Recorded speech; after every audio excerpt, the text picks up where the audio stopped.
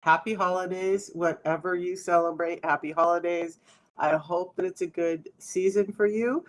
Um, and that you're taking care of yourself.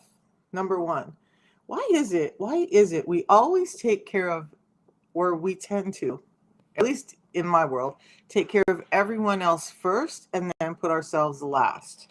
When what we need to realize, and it took me a long time to understand this, that if we don't take care of ourselves, those that we love and want to interact with and be with are just not going to have us around. And it didn't make sense to me until it hit me straight in the face. So I had been pretty healthy most of my life, or so I thought. I had problems. I had hypothyroid, Hashimoto's. I was laughing this morning because I realized when I was younger, I had tests come back and it showed that my testosterone levels were really high, but I was an aspiring athlete. And so I thought, oh, that's great. Nobody once said, hey, Misha, a woman with testosterone, high testosterone, and low thyroid and starting to gain weight is probably PCOS, and we should check that out. And it used to be said that PCOS was, I went in a whole different way, but it used to be said that PCOS was a genetic issue. And now, more and more, even though people have been yelling at me for 2 years, more and more science are coming out and doctors are coming out saying PCOS and erectile dysfunction are metabolic disorders. And so there's that. But if you want to take care of your health so that you can take care of your family, hang out. We're going to talk about it.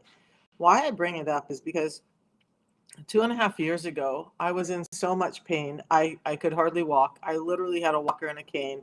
I refused to use the walker in public, so I just wouldn't. And I would just find a place to park that I could hold on to things, other cars, railings, my son's hand, something to get to the store. I would have a cart, and I always had to have a cart because it was so painful to walk. And I remember going places with my kids and my son being really concerned about me. And, the amount of time that he had to spend worrying about me because of my health was not good. It caused him a lot of stress.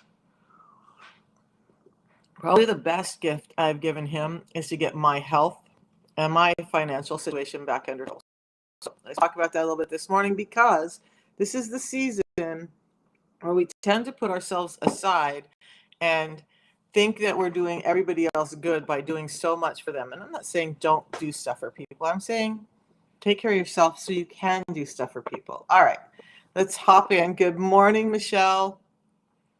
Let's hop in and talk this morning. I really want to talk a little bit about fiber, fasting, and fats, because, where am I at? Uh-oh, somebody's in trouble out here. It's not me, yay. Because there's so much interesting stuff coming out about fiber now.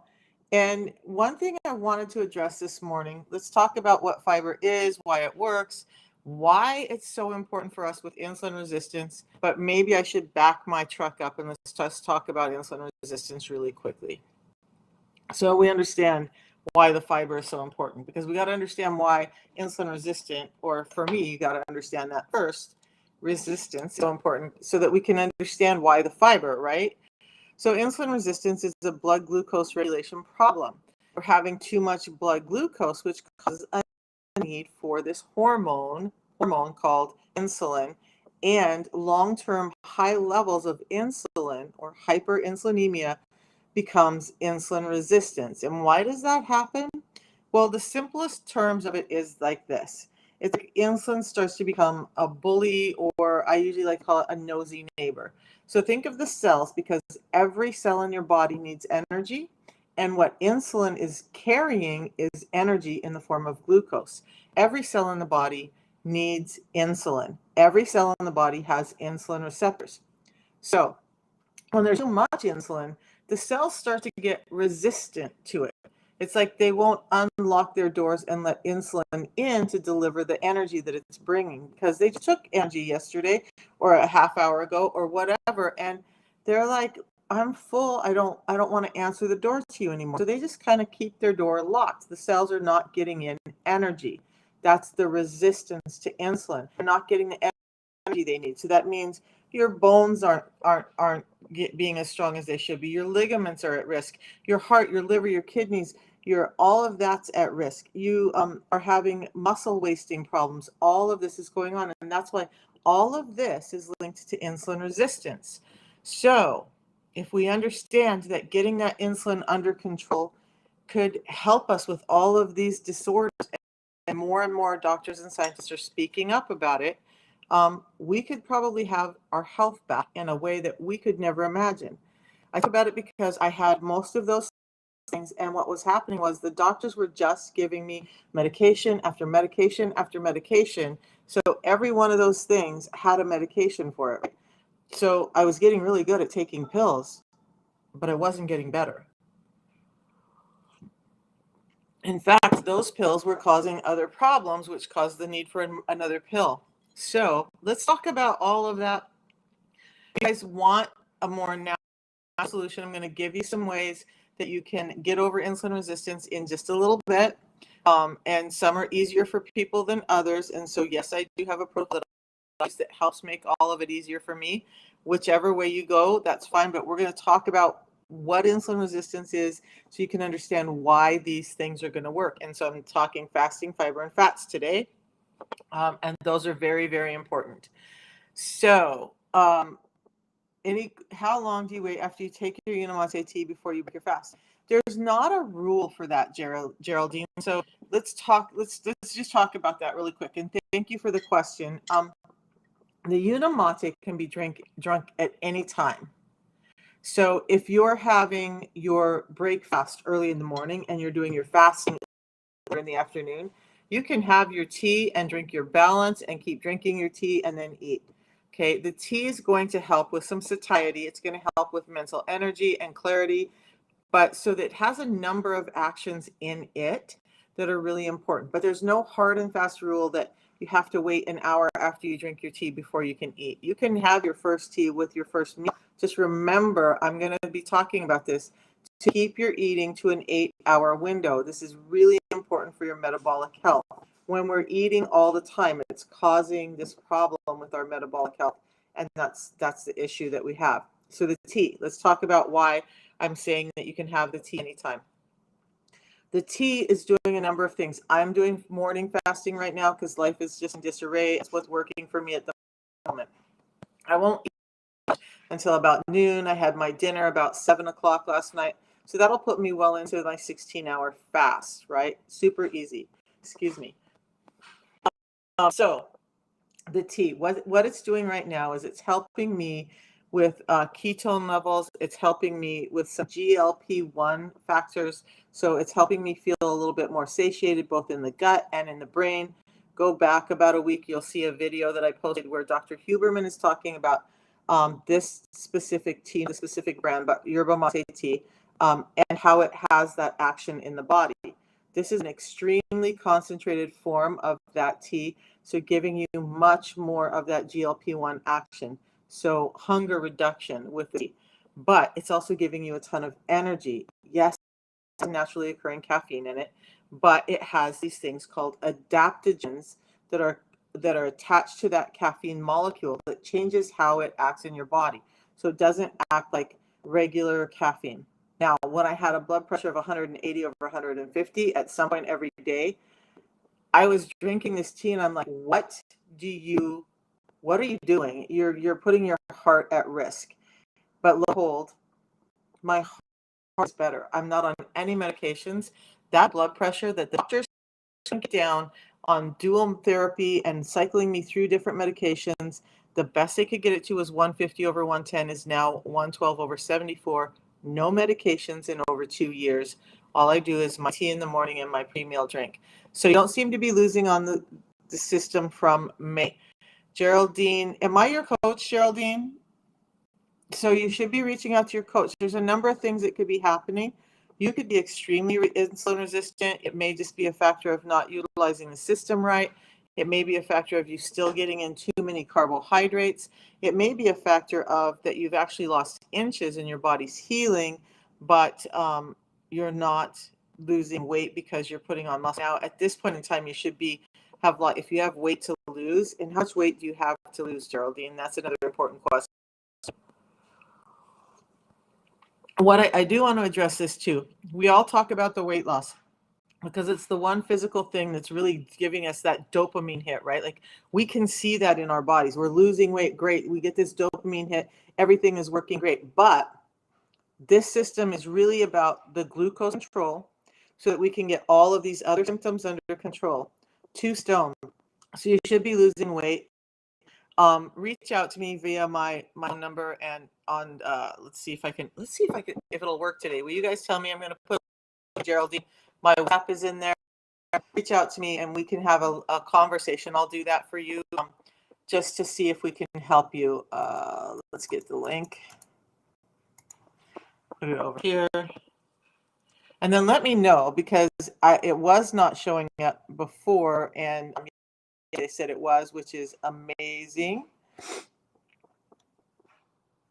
So that can you guys see the link I just put in on TikTok?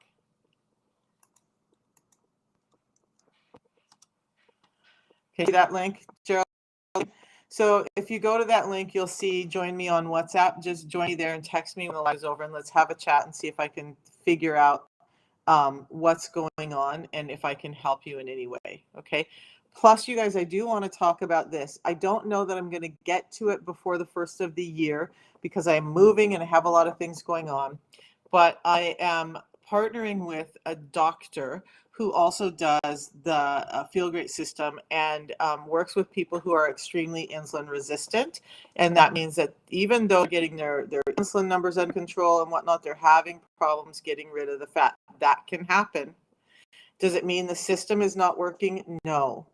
The system is working. You just may be very insulin resistant like I am.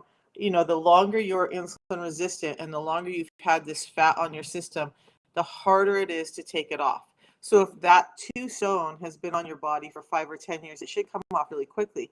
But if it's been on there for 20 years or more, or you've been insulin resistant for a much longer time, it could be more difficult for you. Just the bottom line, okay? So I will be working with a doctor and who can help with some of these issues. He himself was extremely insulin resistant and having problems losing weight. He also does the Feel Great system, and so it's going to be a great partnership. When I can get my head around this move and get settled so I can get all of this going with him, we're going to start going live with him about once a week in the evenings. So look forward to that, Geraldine, and we'll get you some help some way. So, but this is not a weight loss system. Okay, weight loss is a side effect of getting your insulin under control and getting healthier with the insulin levels. So I know that there are so many people out there who are just like talking all about the weight loss, all about the weight loss, and I think that's a flawed ideology. You guys, your weight is not always, I want to say it that way, an indicator of your health. You can stand 2 people next to each other and one could look obese and the other could look thin, and the thin one might be less healthy than the obese one, and doctors are also talking about this now. So do not let weight be the indicator of your health or your self-worth.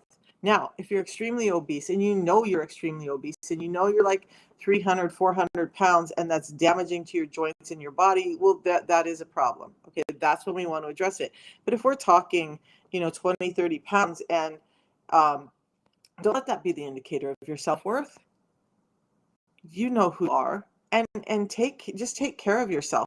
Pay attention more to like your blood pressure, your brain, whether you're having brain fog or Alzheimer's symptoms or your joints are failing or any of that stuff. Take care of your health first. The weight will settle in. But just I hate to talk about this in terms of weight loss all the time because it's just not the right way to look at our health in my book. Okay, so I'm still a little bit heavy, right? I was extremely insulin resistant, so I have fat cells that are still resistant to change. I've lost over 50 pounds. I'm doing well. My blood sugars are under control. My insulin levels are under control. My blood pressure is under control. All the factors outside of weight that would tell me that I'm healthy with insulin are there. My skin tags are gone. My skin discoloration is gone. My eyesight's gotten better. My hair is growing in. My teeth are not bleeding. My IBS is almost completely cured. All of that stuff is better. So I have some extra weight that I'm working on this year, but I also lost my gallbladder. Just a side note, women, especially women, if they are suggesting you take your gallbladder out if you're younger and pregnant, advocate for that little guy, because that little tiny organ on the bottom of your liver affects so much more than you can realize. And when you take it out, you're going to start to have some thyroid dysregulation and hormone dysregulation. It's going to make it hard for you to lose weight. So I was doing great losing weight till my gallbladder got yanked out. And then, yeah, Debbie, you know what I'm saying, right? So you've obviously had your gallbladder out. So almost every woman that I look at that's had their gallbladder out is struggling with weight because it causes a lot of hormone dysregulation. For you, this has nothing to do with the protocol that I do, but it does have everything to do with your health. I hope that you're doing some ox bile. Wow, that came out wrong. And some digestive enzymes every time you eat. I know about it and I should be doing it, but I don't always. And when I do it, I'm much better. So what you can do to help yourself even with the weight, Debbie, or any lady who has gallbladder removal issues or any of that ox bile and digestive enzymes. The two that I use are on my recommendations page. I get paid for that. I just have them there so you can see what I use. Go there and take a look. If you're not using them already, I would suggest that you do that. And I don't make money from that. That's just to help everybody else who's in the same boat as me. Okay, back to fiber, fats, and this whole insulin resistance thing. So, and fasting. We'll talk. Which one do you guys want me to talk about first? Fiber, fats, or fasting? Which one is I kind of want to talk about fiber first, because it's so cool, all the stuff they're coming up with. So you guys don't have a preference. I'm going to talk about fiber first. So look, let's break this down. And I just saw in a video with a guy this morning who had a continuous glucose monitor, and he did some fiber before he had glucose. So one day he had the glucose straight. The second day, the same time of day, the same conditions, the same amount of glucose, but he had fiber 10 minutes before. It reduced the blood sugar spike by 1 millimole, which is pretty huge. And that was one type of fiber. Now, what I'm talking about is a combination of fibers. So if you understand or would like to understand, there are two different types of fiber. So there's insoluble and soluble. And what does that mean to you? Well, when it gets in our system, it looks like this. The insoluble fibers come in a strand form, so they're not taking up water, and they create this mesh in our body. So this mesh, but in that mesh, there's little holes, right? So stuff still gets through, but it's really good for cleaning things out. So that mesh is really a great structure for that. But the insoluble fibers, or the soluble fibers, sorry, take in water and they create a gelatin-like mass. So now you can combine that soluble type of fiber with the insoluble fiber. Now you have a mesh and you have this gelatin mass that plugs those holes in the mesh. Now you have some good glucose control. You have this matrix that's holding on to those things, slowing down how it delivers into your system. Debbie, yeah. They didn't meet either. I had to go find this stuff out. So that it just made me laugh because I get, like, yesterday there was some guy was like, if she's not a doctor, don't listen to her. Well, if I listened to my doctors, I would still be almost 300 pounds and I would be very sick with a walker and cane still.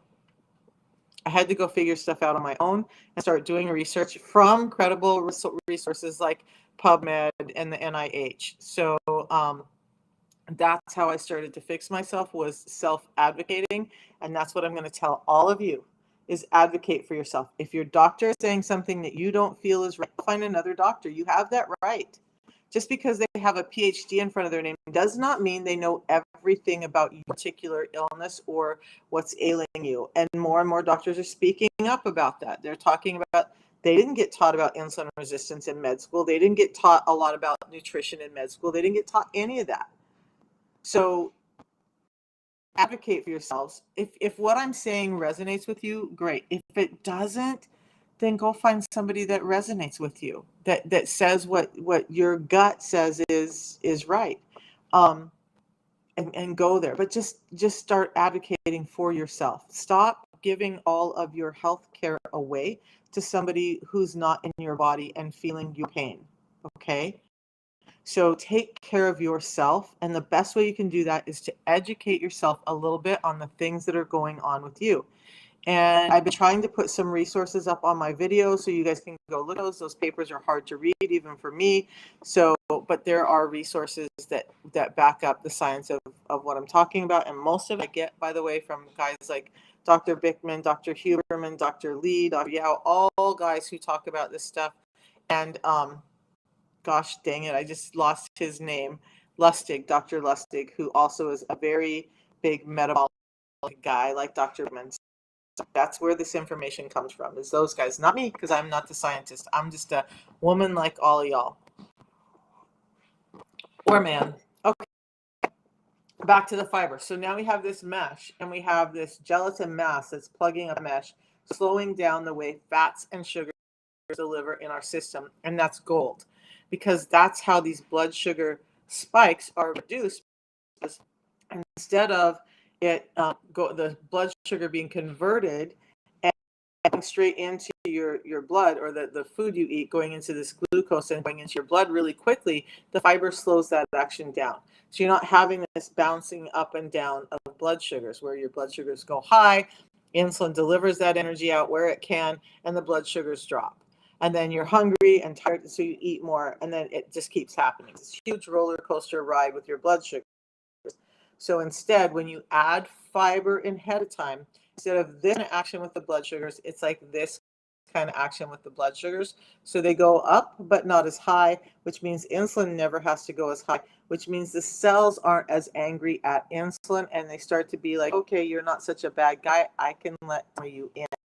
So you start to become more insulin sensitive, and fiber is central to that action. So many physicians are starting to talk about the benefits of fiber, and I don't think I've gotten it out yet, but I have some videos on fats and fiber, guys. Sorry, with the move, I've been really lax about getting videos out, but fiber is key. You need to understand that getting your blood glucose regulated, fiber first. You know, simple. I talk about fiber first, fiber first, fiber first. I use the protocol because I don't want to have to think about it. I have a crazy, crazy life, and it just makes it easy for me. Natural food source instead of medications, and we'll get to that. But that fiber is hugely important. Normally, I get people who talk about, well, I have hypoglycemia. I have this stage where after I eat, my blood sugars drop really low. Okay. And they're like, can I do the system? Should I do the system? Is it going to cause me a problem because I have hypoglycemia? It actually helps regulate that hypoglycemia, that reactive hypoglycemia. What's happening, and what doctors are not saying to most people, is that it's reactive hypoglycemia. Okay. Reactive. When you have that reactive hypoglycemia, it's a result of eating too many refined carbohydrates, or carbohydrates turning into blood sugar too quickly. So if you're very honest, be honest with yourselves, because you're not answering to anybody, you're not answering to me, you're not answering to anyone but yourself for your health.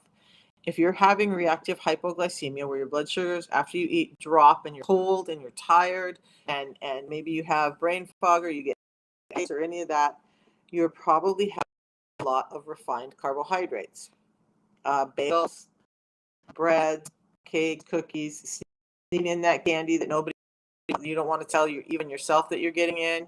All of these carbohydrate things that are cutting to blood sugars too quickly, that's what's going to cause this huge spike and dip of your blood sugars.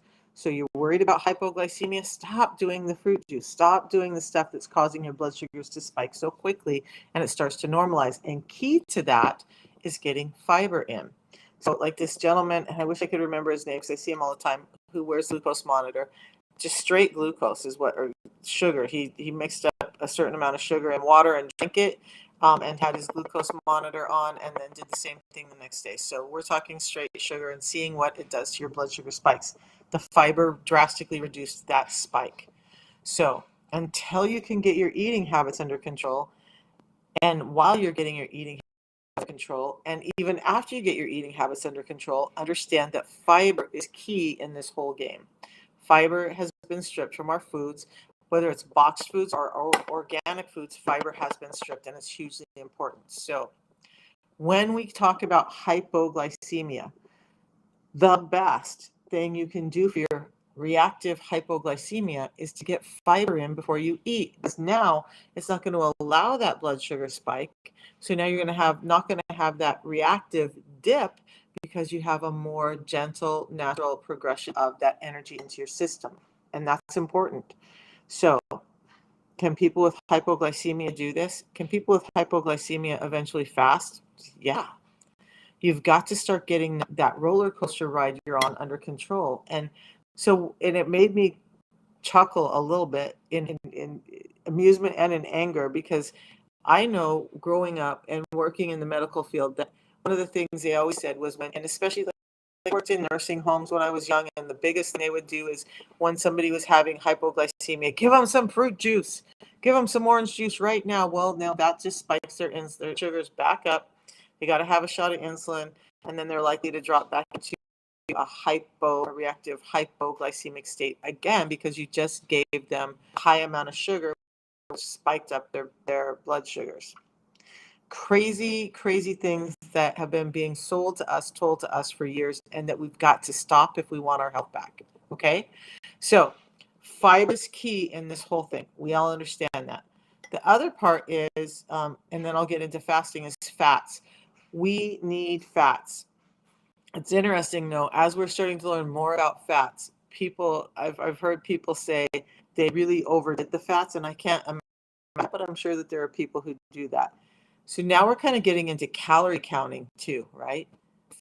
Fats don't spike your insulin, guys. So is it the calories that are making you fat, or is it the insulin spikes that are making you fat?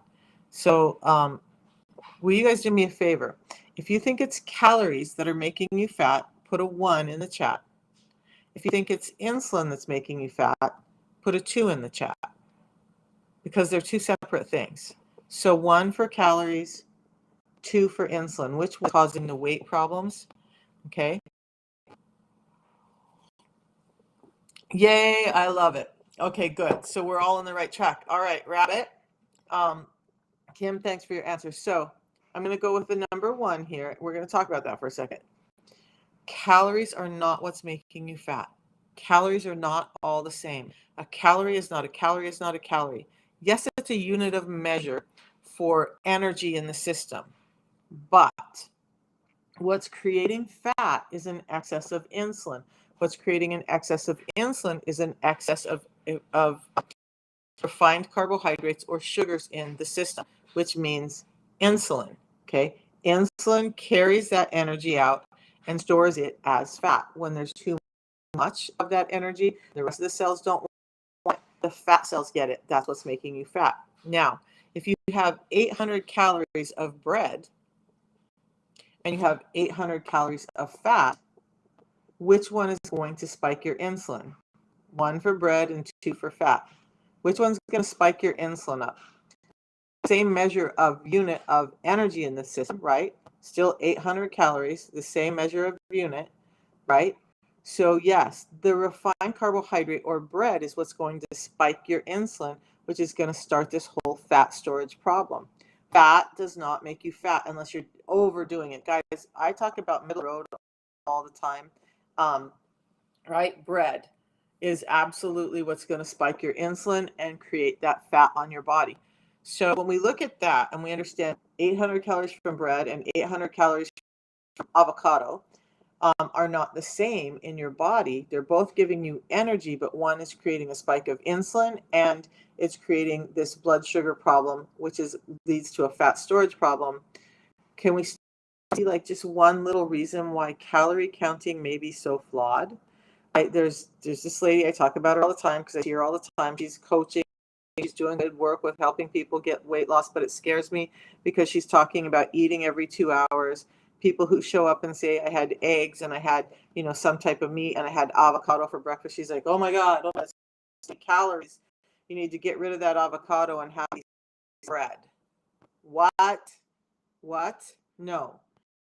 I would rather you have 1,000 calories from than 1,000 calories with a lot of bread in it, because that 1,000 calories with the bread it relates to more insulin production than the 1,000 calories with fat.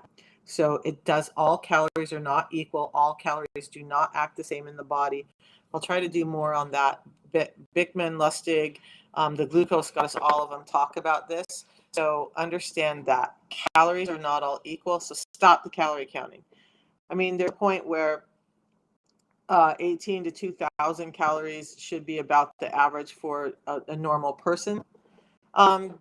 So OG Thrifter, are you diabetes type 1 or diabetes type 2? Because both of them actually should eat about the same. And what diabetic people need to do differently is they need to stop eating so damn much sugar and refined carbohydrates. Okay. When you can get that under control, even if you're type 1, that slow conversion of energy into your system means you have less load of that insulin shot that you have to take, because insulin is regulating that sugar. If you're eating more fats and getting energy from that, yes, you need some.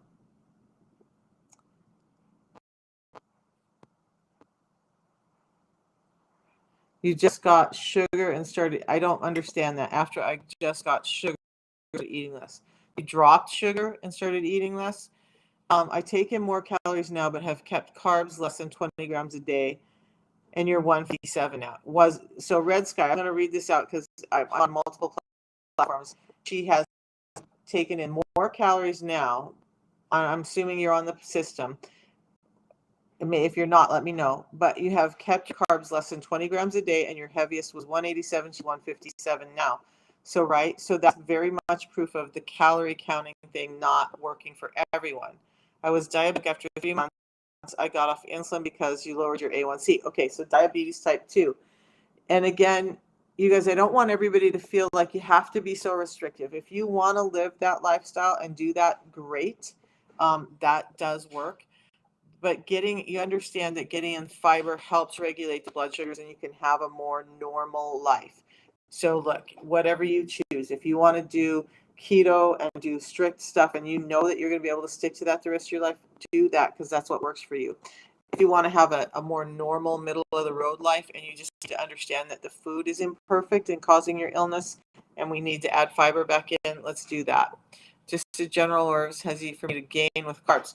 So Red Sky, if you will listen, the system I do has a 90-day money back guarantee. I'm just gonna shoot it out there. If you try the system and make some mild adjustments, I'm going to talk about how to put food on your plate and all of that. Get the fiber in first. You'll notice how less reactive you are to those carbohydrates and how much likely to gain because those carbohydrates are converting too quickly for you, causing those blood sugar spikes. And the fiber needs to be added back. You guys, high fiber breads and stuff really not high fiber. They've stripped everything out and then they put just a little bit back in so they can market it as high fiber so that you'll buy it. And it's a lie. Water does help, OG Thrifter. Amazing help. Water is key to getting stuff through. But understand that if your kidneys are failing, too much water can be a problem. And kidney failure is pretty typical with diabetes. So, all right.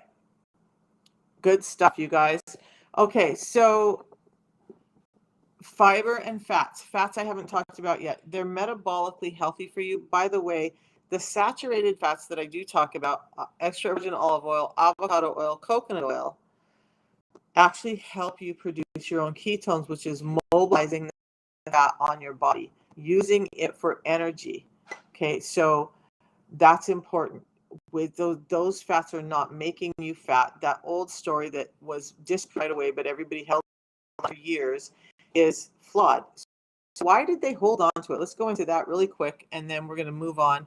But when Ansel Keys said fat is causing heart problems, fat is causing all this, and everybody jumped on the bandwagon, well, you know what happened?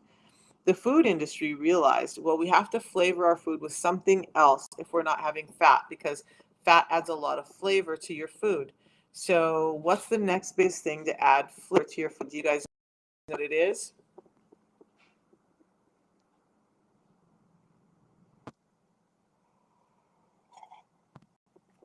I've gotten rid of my diabetes without any My diabetes is completely reversed, and all I do is add back in the nutrients stripped out and follow this intermittent fasting protocol. I have the foods I love, just eat them in a certain way so that it helps with the glucose spikes. Um, okay, so I forgot whatever I was. Who knows? I'm also going to be doing some videos today on those seed oils. I talk against them all the time. You guys, I talk against them not because I'm some big scientist looked into all the chains and molecules that are making up these fats and all the stuff that's in there, because I know how my body reacts to them. So seed oils always cause an inflammatory response in my body, and even without a gallbladder, if I have saturated fats, I don't have as much problem as I do when I have the unsaturated fats or seed oils. Those seed oils will cause me problems for 8 to 10 hours after I eat them. That's pretty indicative they're not good for your body. So Dr. Bickman just talked yesterday or the day before about them containing this thing called linoleic acid. It affects how your fats are metabolizing in your body. Hey, Jamie, it has a lot of negative effect on your insulin. It can cause more inflammation and causes a spike in your insulin resistance. So that's just another factor. And then I talked about hexane the other day, and some doctor said you don't understand. So guess what? I went out and found studies from NIH PubMed. I'll be doing that video today too, as to the studies that show that hexane has been very toxic for people, and it is a solvent. It is used in the production of seed oils. That's what you're getting when you're buying those oils. So Bickman says to eat healthy fats are things from animal byproducts, the fats that are on your meats, milk, eggs, cheese, butter, but also the fats from fruits. Now that gets confusing because I always talk about fruits not being good for you, right? But I'm talking about fruits as in olive, coconut, avocado. Are your apples fatty? No, they're not. Are you going to get source of fat from apples? No, you're not. So stop that. Stop in just a second. Understand that fruits and vegetables or fruits have these high amounts of fats. Olives, avocado, coconut, they're high in fat or a better source for you than those seed oils. But also pay attention to how your fats are processed. If they're cold pressed, are usually the best because they don't have that hexane in them. So try that. That will help with the inflammation. It will help you reduce your likelihood of having insulin resistance. Now, the last thing we're going to talk about really quick is fasting, and fasting is key. Yep, Kim, sugar was added back in for flavor. Oh, that's where we were. Let's talk about that. Woo! It's a morning. Boxes everywhere, and I'm packing. You guys, my mind is just all in it's not in brain fog mode. It's in hyper, I have 100 things to do mode. So when they decided that fats were bad for us, thank you so much, Kim. The food industry started putting sugar in because it gives flavor to our food. Fats, sugar, salt flavor our food. So Cindy, my hormones, it's 2 years and my hormones are starting to regulate. My last panel of hormones were greatly normalized. I'm also postmenopausal, and so my DHEA was, so I'm supplementing with DHEA. Nothing that I can do about that, but supplement with DHEA. If you've been on it since September, what's your age? How long were you insulin resistant? And understand it can take some time for that to regulate. Younger ladies who are still in childbearing mode can see that regulation in their blood sugars quicker because they've been insulin resistant less time. The longer you've been insulin resistant, the longer it takes for it to reverse in your body. Just know that as a fact and be patient with yourself. Okay, back to the sugars. You guys, my brain is like every day, all day. So keep it day. They started putting sugars in. Now, the interesting thing, because we talked about a calorie is not a calorie, we talked about the difference between how refined sugars convert to blood glucose and create this insulin spike quicker, and that fats don't create, well, I didn't say that, fats don't create that blood sugar spike, so they're not affecting insulin like that.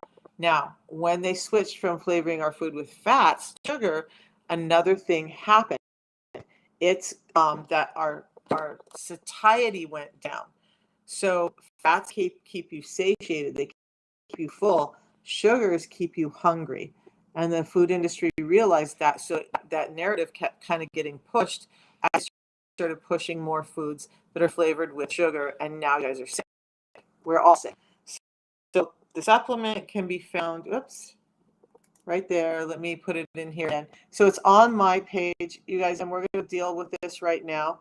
I don't just out and out say the supplement, because here's the thing.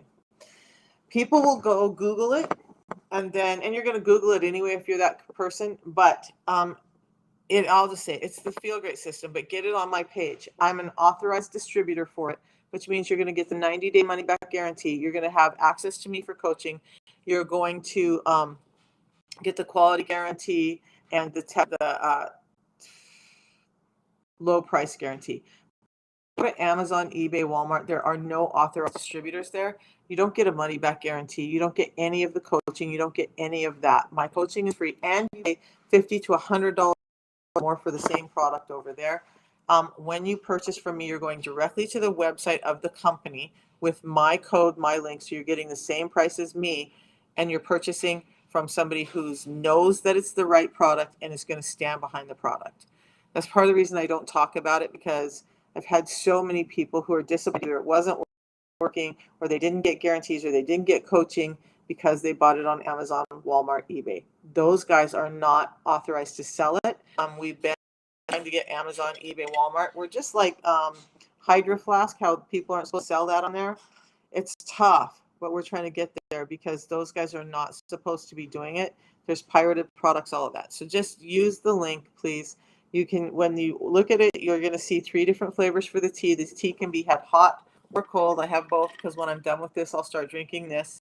Yes, I drink more than 1 tea a day. And then when I do eat this afternoon, I will have my balance beforehand. So it's like this. A tea in the morning. I fast for 16 hours, and I have a pre-meal drink before I eat anything. The pre-meal drink has those soluble and insoluble fibers in it. 7 different sources, but just any source. It has the specific sources that have been proven to do what we're talking about. Over 20 years of scientific study. This is not like, they're saying that fiber helps reduce this. This actually has studies on it, and 20 years in the making of this. It's been out for, gosh, it's been a while now. 16, 17 years, so it's actually 37 years in the making. The company itself has been around since 1903, so it's a really reputable product, so much so that it's in the prescriber's digital reference.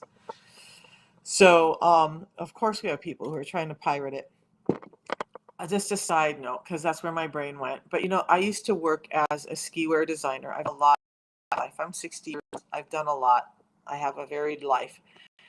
But as a skiwear designer, one of the things I had to do was, when we shows, was protect our product from the people who wanted them in, and they're like taking measurements and they're taking pictures, and then they would come out and they would produce our exact same product, even with a similar label, and try to sell it for less, because they're pirating it. And it happens with every product. It happens with handbags and shoes and food products and all of that. So just protect yourself and know that you're getting it from a reputable source if you care about all of that, and that you want the coaching and the ability to reach out when you're having problems. There's nothing more frustrating when somebody says, Misha, I bought the product and you never called me. Well, you never bought through my link, so I wouldn't know that you bought the product from some hack on eBay or Amazon. Back to the good stuff. Fasting. Okay, let's talk about why fasting is so important for you in the whole metabolic story. You guys, and this is interesting. I'm going to admit, when I learn something new, when I have to shift what I've been saying a little bit. So, insulin likes to store glucose, right? And glucagon, although I talk about it, so there's 2 hormones metabolically that are the key leaders, insulin and glucagon. But glucagon is glucose driven too. It wants to pull glucose out of your fat cells and put it back in your bloodstream for energy. So part of the reason those glucagon-like peptides are working in your system are they're they're giving you energy without all the food intake. They're making you feel satiated. But can you have a glucose spike when you're fasting? Yep. Because glucagon is pulling sugars out of your system. It likes sugars just as much as insulin does. It's just going at it from a different place. However, when glucagon is out, it means that you're in a fat burning stage because it's pulling sugars out of the fats and putting them back in your bloodstream so you have energy. Your fat storage is not just fat, it's primarily sugars that have been stored there. So, fasting. PCOS is evil. Allie, I'm going to agree. Let me finish this on fasting, and I want to dive into PCOS because I had a chuckle about PCOS in my life this morning.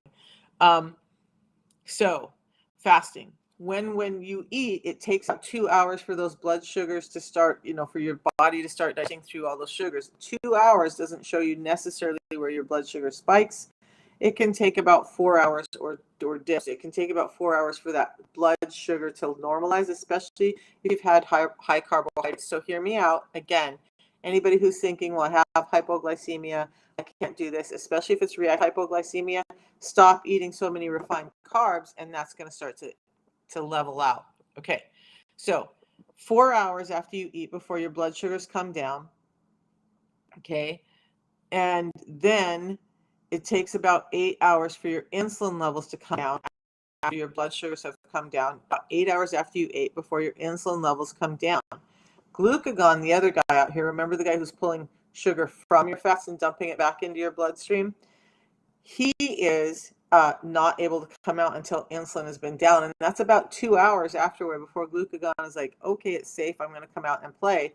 Glucagon comes out. Now, after glucagon comes out, the body goes, oh, we're doing this game. And it starts to produce HGH, human growth hormone. It starts to produce ketones, cueing your body to burn fat for fuel because it's remobilizing that fat and giving you energy in that way. Now, your guts is also going to start to reset at this point about 12 hours in, and at about 14 hours in, all of those processes have happened enough that you're in a good fat state. This is why we intermittent fast. Between hours 14 and 16, not only is your gut setting, not only is our own ketones out, is your HGH up, you're starting to burn fat for fuel, and all this time insulin is sleeping because you haven't spiked your insulin by putting excess sugars in your blood. So that's why we do the 16-8 fast. Now, when we eat, the first thing that's going to happen is I'm going to have the balance or the pre-meal drink because my blood sugars are low. I don't want insulin spiking back up. So I'm going to put fiber in before I eat, and I'm going to do this. I'm going to focus on protein and fats in that first meal. If I have carbohydrates, they're going to come last, and they're going to be limited. I really don't want that blood sugar to spike right away after I got it down. Within 6 to 8 hours, I'll have my second meal, and that meal I'll allow myself to have a few extra carbohydrates if I want them, but I still have the pre-meal drink to help regulate those blood sugars. But now my blood sugars are not spiking as high, and wow, somebody tried to call. So that's how I regulate that. 2 meals in 8 hours. And you know what? You can have about 1,800 calories in those 2 meals by doing the proteins and fats and still be losing weight. It's not calories in, calories out. It's what calories you're taking in that matter. Let's talk about, is that clear as mud for everyone? Do you guys understand why we're doing intermittent fasting and why it's so important? In fact, the doctor that I'm going to be working with, we're going to talk about some different types of fasting, and I hope to be able to release all that to you guys later.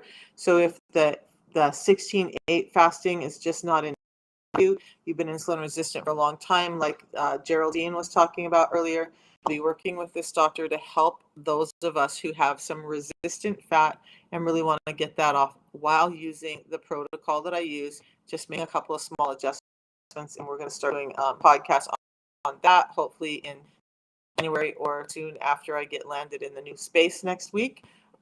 So look for that.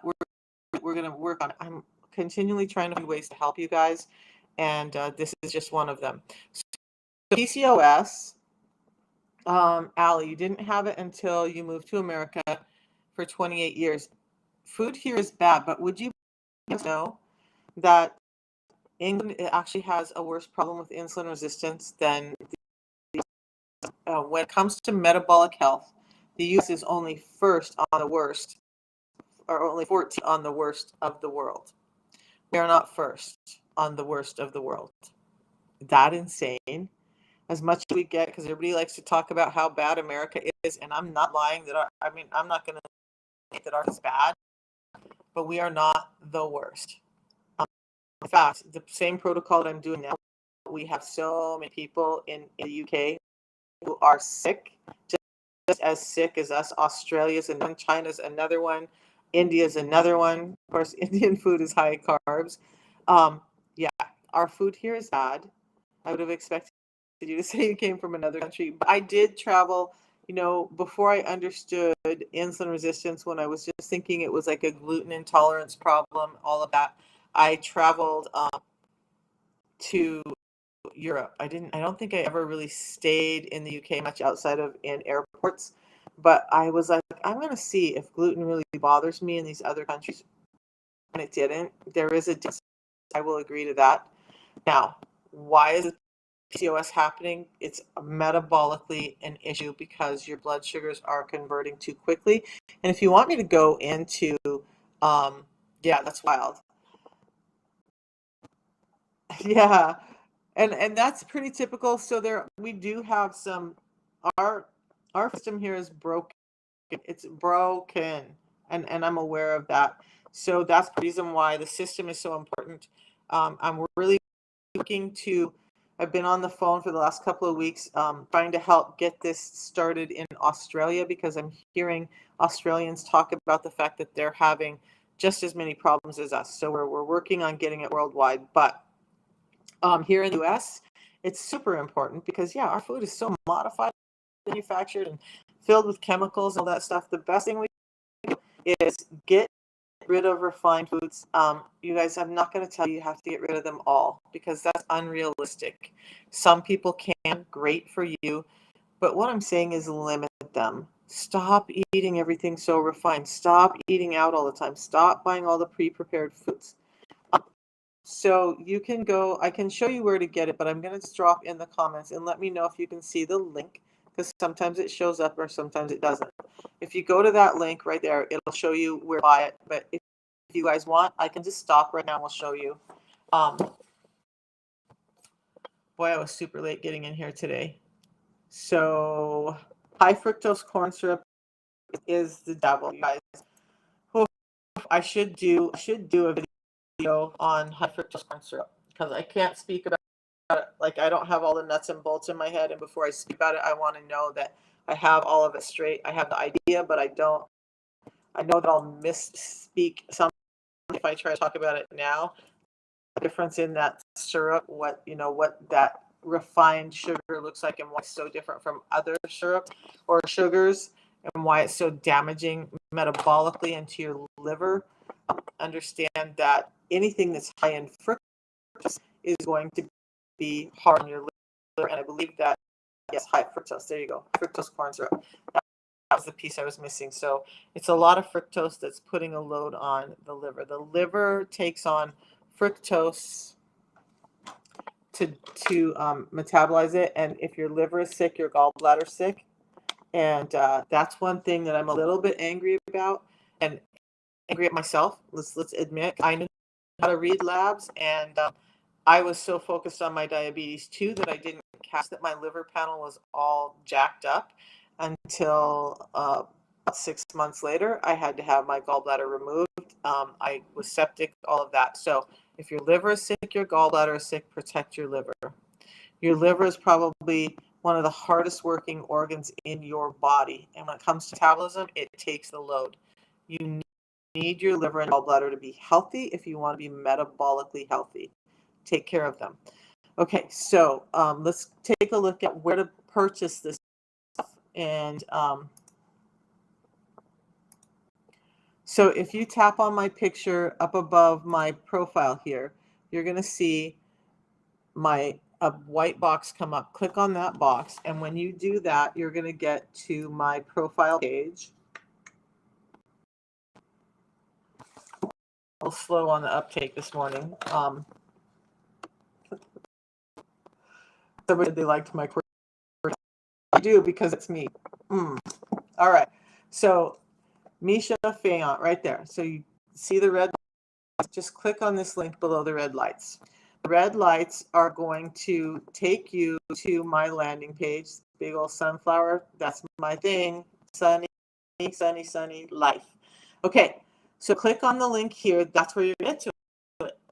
And what I want you to notice when I talk about buy off Amazon, eBay, whatever, see the company is right there. You're ordering right from the company website. I'm not delivering it to you. I don't want to put all that stuff. Hold on to it and be responsible for what the company can do. All that. You just use my link. It's going to get you my discount code. It's going to get you my coaching. It's going to get you all the guarantees. Click buy now, and then when you get here, this is what I was talking about. This is what you get: 30 of the tea, 60 of the pre-meal drink. You're going to get to choose between these three flavors of the tea: lemon, ginger, lemon, and black. Somebody who just got black. I don't like the black. I was never a drinker. I drink it on occasion. They love black. They're a big coffee drinker. If you're a drinker and you're looking for a replacement, you can get the black. It's the same tea. Okay, it's not black tea. It's the same tea. They have put a little bit of coffee extract and a little bit of black tea extract in it to give it that color, smell, and flavor of black. Okay, so there.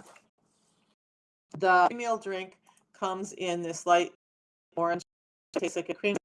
By the way, this month, within the next week or two, hopefully, they're going to be coming out with a berry flavor for the bounce.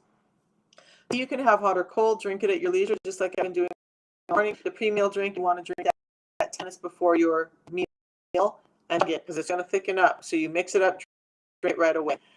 Now, a couple of things before I get back to all these comments over here. It does cost $5 a day. So when you look at that number, you're like, woof, but $5, that's a Starbucks or candy bar or a soda pop. Okay, which one do you want? And eating a meal a day, so you're not grazing. And let's be real, most of us are eating more than 3 meals a day anyway. You're going to save money just on food budget and all of that. $5 a day. If you put a subscription, you're saving that $5 a month off. You can cancel that at any time. You get free delivery, so that's $10 more, so it's saving you like $15. And you get a hand mixer, which is golden for me for mixing up tea. Okay, there's that. So let's get back to business. I want to address some questions. All right, let's go over this stuff here. So grandma had type 2 in the 90s and took insulin. Did this cause her illness to progress? Most likely, yes. So Dr. Bickman talks about this until he's lost his voice. When you add insulin to somebody who's already insulin resistant, they're doing it to try and get your blood sugars down. But what it's doing is it's causing more fat storage. So specifically, this is what Dr. Bickman, one of the top metabolics, and this is all he does is study metabolism and what causes our metabolism to be sick. And all of that book is Why We Get Sick. It's also my recommendations page. But Why We Get Sick from Bickman, read that book. It'll be wild. What he says about insulin is this. Doctors who are giving their patients insulin are making them sicker quicker, they're making them fatter quicker, and they're killing them quicker. If you're a type 2 diabetic, really rethink if a doctor's trying to give you insulin, run out the door and find another doctor who understands metabolism. Okay? That would be my recommendation. I can't tell you what to do. That's what I would not let a doctor give insulin. So let's think about that. If you had an alcoholic and they were suffering, would you say, I know your symptoms are bad, so let's give you a 6-pack a day and help keep your ailment away and your collection of that alcoholism in the person? That's, for all intents and purposes, what they're doing when they give an insulin resistant person more insulin. You're giving them more of what the problem was. Then there's some of the DLP-1 drugs. They're helping satiated. with the drug form, that starts to wear off after 2 years. During the meantime, causing some plasticity of your fat cells, meaning your fat cells are duplicating. There's more places for that insulin to go. It's causing your body to create more, putting a load on your pancreas. There's a reason why so many people who've been on those drugs and why there are, I've seen lawsuits out now for gallbladder loss or gallbladder problems with those drugs. There's huge lawsuits with that. People on those drugs have had pancreatitis, have had their pancreas shut, have had their intestinal system immobilized or become paralyzed. Not good stuff, right? So why not just put back what your body's craving and needing so that it can do the process more naturally and get your health back? And that's what the system does. Okay, guys, it's 9:30. So I will be back at tomorrow morning. Bring your questions or text me them. I'd love to answer what I can and continue this whole conversation for everyone, helping you understand insulin resistance and the real ways. Oh, I didn't go over that. You guys, to get your insulin resistance under control, you got to do some. Stop eating every 2 hours. That's not going to help your metabolism. It's destroying your metabolism. It may work in the short term. The doctor that I'm going to be working with and myself both did that eat every 2 when we were younger because we thought that was real, and we both ended up gaining way more weight in the long run than we lost in the short term. So it's destroying metabolism. We'll say that it's destroying metabolism. Stop eating every 2 hours. Do some intermittent fasting. That's going to be one thing. Control your carbohydrates. Stop eating all the processed foods. We all love them. Interesting. The doctor said last night that listening to that we all have a sweet tooth. Stop bastardizing yourself over that. We all have a sweet tooth. It's part of our genetics. It's part of what keeps us alive. So we just don't need to let it get out of control. There's nothing wrong with craving carbohydrates. Your brain needs them. But keep the refined ones at bay. That's going to help tremendously. And then do the simple steps. Because I'm signing off, you guys, in that link that I've posted a couple of times now. If you need it again, let me know. There's an ebook. The 6 simple steps are this. Fiber first, every time you eat. Prioritize your protein. That should be the first thing to go off your plate. Then fill up with fats. That should be the second thing to go off your, well, actually the third thing, because you're getting fiber first. And then you're going to limit your carbs and save them for last. Now, if you do that, eat in that order, it's going to lower your blood glucose spike regardless, as if you fit around and had your glucose or your carbohydrates and your protein last. This is how I've been trained to eat. That causes a higher spike even with the same amount of food on your. Flip that around and focus on your protein first. Save the carbs for last and limit them. You want to do some intermittent fasting and you want to move your body. 20 to 30% of your body is made up of muscle. When that's active, it's more reactive to insulin, meaning it will take it with this. So up and move. 30 minutes of walk a day is perfect. For many people, that's about what you need. So 15 minutes of walking after those 2 meals, you should be good. And we'll see you tomorrow morning. Thanks, you guys, for hanging out. Thanks for commenting. Kim, good to see you this morning. You guys use that link. WhatsApp me if you have questions, and I will answer, I promise. We'll see you in the morning.